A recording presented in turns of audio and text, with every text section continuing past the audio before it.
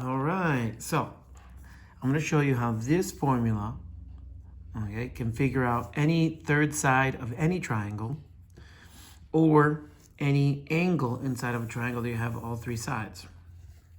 So let's do this one. This is going to be, so A is going to be the side you choose, and cosine is going to be the angle you choose. Cosine A is going to be the angle you choose. Okay, the other two sides are going to be BC. It actually doesn't matter which one is B and which one is C. So you choose one and then go with A and A here. So I'm going to choose this one because that's what we're looking for. So that's going to be x squared equals B squared plus C squared minus 2 times B times C, and then cosine of the angle 70. All right? So you're going to do all these things. You're going to do x squared equals 9 plus 36 minus, then you're going to multiply 2 times 3, then times 6, so that's going to make 36, and then cosine 70.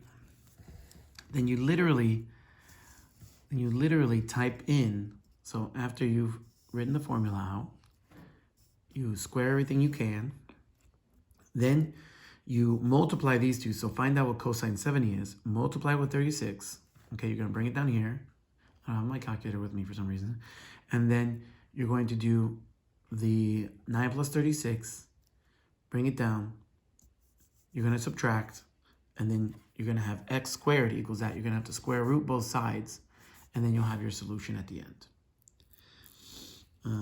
Probably should have made this video with a calculator, but that's fine. You can follow just fine. Now, this one. Now, I'm going to show you what to do when you get a situation like this, because I don't think I finished it in the last video. So let's say this is your setup, right? And you've ended up with an x on the top because you're missing the opposite, and you have the hypotenuse. So in this situation, you simply multiply by 5, cancels, but whatever you do to one side, you have to do to the other.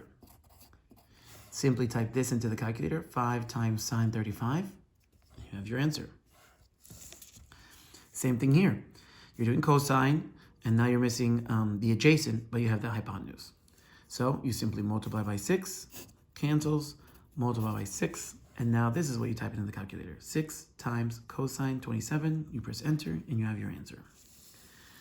Now let's do this one. What happens when the x is in the denominator?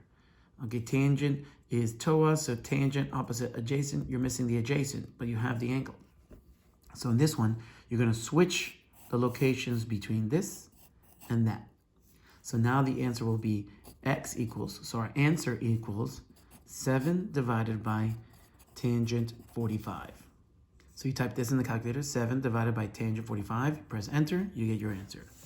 Here's another example. So sine of 50 equals 8 over x. X is here. I'm going to switch the location between this and that, and you are going to get x equals 8 over sine 50. All right?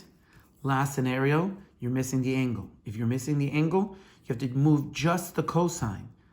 Recently, we've been moving everything together. It's like one element. So